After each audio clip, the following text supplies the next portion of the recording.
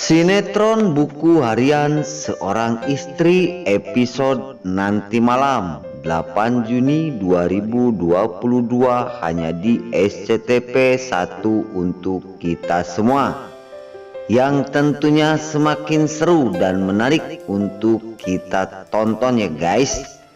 Oke guys, kita langsung aja ke pembahasan. Di situ terlihat Dewa yang sudah tidak berdaya ada di sebuah gudang. Di sisi lain, Dewa kena sasaran karena pengaduan anak orang pengusaha besar sekali yang telah disakiti oleh pria yang bernama Buana. Maka dari itu ayahnya menyuruh bodyguardnya untuk mencari Buana. Yang kena sasaran adalah Dewa Buana. Di sisi lain, bodyguard tersebut membawa Dewa ke sebuah tempat, yaitu ke sebuah gudang, dan di situ Dewa dihajar habis-habisan. Namun Dewa bertanya kepada semua bodyguard tersebut, "Salah apa aku? Siapa yang nyuruh seperti ini? Ini positif adalah Kelvin," ungkap Dewa. Namun di situ orang asing ini tidak tahu yang bernama Kelvin, cuma dia berkata satu hal, "Ini suruhan orang Bali." Dan di situ terkejutnya Dewa, "Siapa orang Bali itu? Karena aku tidak mengenalinya." Namun di situ orang asing ini yang suruhan bos besar yang suruh menghajar nama Buana, dia berkata, "Nggak usah tahu kamu, yang penting kamu sudah membuat kesalahan kepada keluarga bos besar," ungkap bodyguard tersebut. Namun di situ Dewa dihajar lagi sampai Dewa menyebut di dalam hatinya, "Aku harus kuat, aku harus mempertahankan hidup ini demi istri dan dua anakku yang di dalam kandungan."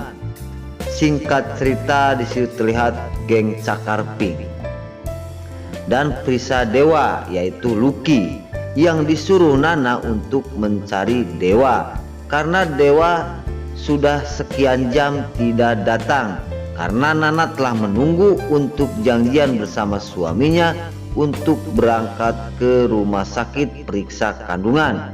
Dan di situ Nana menyuruh Lucky dan Cakar Pink untuk minta tolong untuk mencari suaminya, itu Dewa Buana. Di sisi lain, di situ Lucky pun siap sedia untuk mencari Dewa bersama Cakar Pink.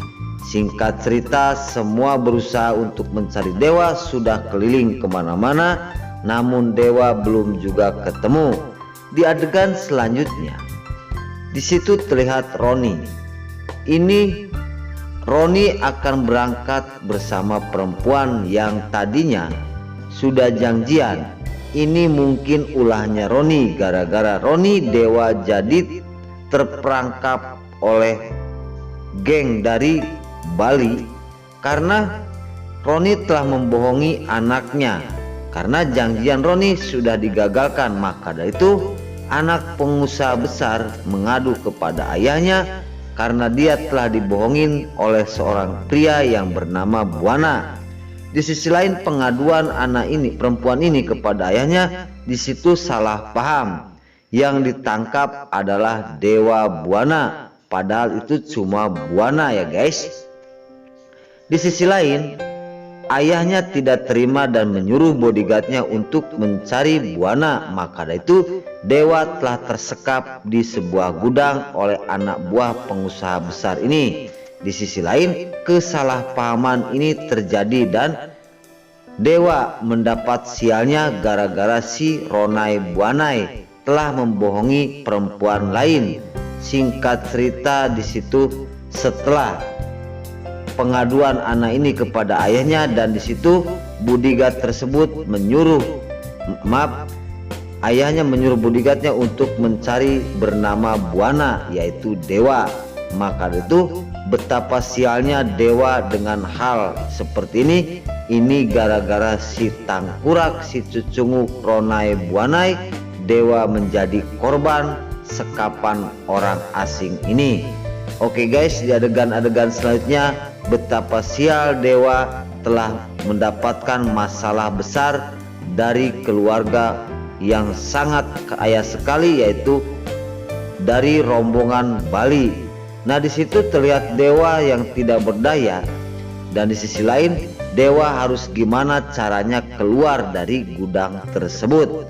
Oke guys, di adegan selanjutnya, di situ terlihat Mira yang telah lambat kerja dan dia datang ke Prisa Dewa karena dia meminta maaf. Namun di sisi lain, di situ Mira memohon kepada Lucky, namun Lucky berkata kepada Mira, memang kamu terlambat, coba kamu hari ini datang walaupun 1 jam.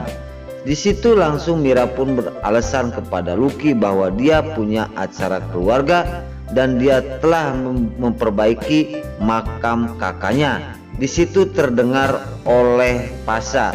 Pasha tidak percaya dengan kata-kata Mira, dan Mira pun mengasihkan bukti kepada Pasha bahwasanya dia sudah mendandani makam kakaknya yang dirusak oleh Oprut, dan di situ Pasha tidak percaya. Namun Pasha setelah melihat makam ibunya, dia langsung percaya kepada si Mira. Singkat cerita, di situ lihat Nana yang tidak tenang karena Nana telah berjanji bersama Dewa akan ke rumah sakit, namun sampai sekarang suaminya tidak datang. Dan di situ Nana pun sangat bingung kemana Mas Dewa. Tiba-tiba datanglah para buana ke kamarnya Nana, dan di situ para buana berkata, Nana, kalau mau ke rumah sakit, ayo bersama aku. Singkat cerita, para buana membawa Nana untuk cek kehamilannya ke rumah sakit. Di adegan selanjutnya, setelah di rumah sakit, dokter tersebut berkata kandungan Nana lemah. Maka dari itu dokter memutuskan untuk menggugurkannya, dan di situ disetujui oleh para buana karena Bu Para tidak ingin mempunyai cucu yang cacat. Namun Nana bertahan dengan kenyataan ini. Di adegan selanjutnya, Nana sambil berpikir tentang suaminya tidak ada, Bu Para mengojok-ngojok kepada dokter tersebut agar dipercepat untuk menggugurkan kandungan Nana karena para buana tidak ingin mempunyai cucu yang cacat. Di situ langsung para buana mengajak Nana untuk keluar untuk runding di luar, namun ketegasan Nana, tidak mungkin aku menggugurkan kandungan aku apapun yang akan terjadi. Di situ langsung Nana pun meninggalkan Bu Para. Dan di situ Bu Para berteriak memanggil Nana, Nana tunggu, kamu jangan pergi. Namun Nana tidak menghiraukan Bu Para yang telah memanggil dirinya. Di adegan selanjutnya, di situ terlihat di rumahnya Fajar. Tiba-tiba sedang berngobrol karena Tante Merlin sudah bebas dari penjara. Tiba-tiba ada yang menggedor pintu sangat keras sekali, dan di situ Fajar pun keluar.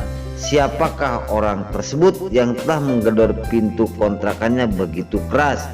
Pas keluar, tiba-tiba datang yang suruhan pengacara tersebut untuk menagih 4 miliar kepada Fajar. Namun setelah itu datang Rani untuk menolong Fajar, dan Rani berkata, aku yang akan tanggung jawab tentang hutangnya Fajar. Maka dari itu kamu pulang dan pergi berbicara kepada bos kamu, akulah yang akan tanggung jawab, ungkap Rani kepada bodyguard ketua pengacara yang kerja Rani di tempat tersebut.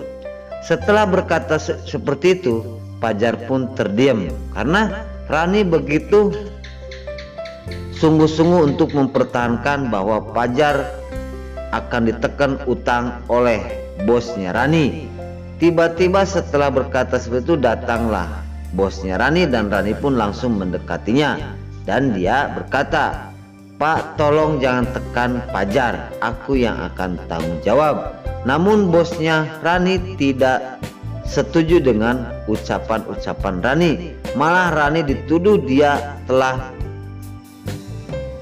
membohongi dirinya karena dia selalu membela Fajar dan ibunya. Di sisi lain, bosnya Rani berkata kepada Rani, kamu telah mengadukan anak aku ke polisi, maka dari itu kamu sekarang aku pecat.